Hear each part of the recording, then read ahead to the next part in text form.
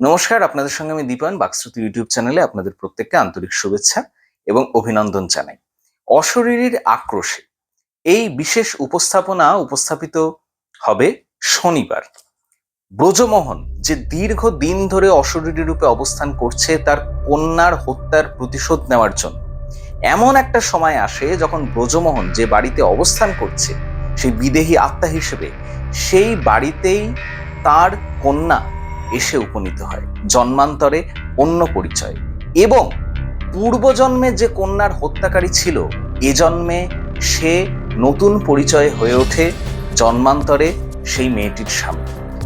ব্রজমোহন ওই হত্যাকারীকে এই জন্মে একদম পৃথিবীর বুক থেকে সরিয়ে দিতে চায়, কিন্তু কোন ঘটনার অভিঘাতে প্রতিশোধ স্পৃহার বদলে ব্রজমোহনের অন্তরে ভালোবাসার ফল্গু ধারা সঞ্চারিত হয়।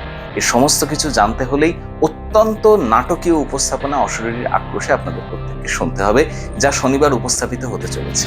প্রত্যেকে শুনবেন এবং বাকশ্রুতির সাথে থাকবেন।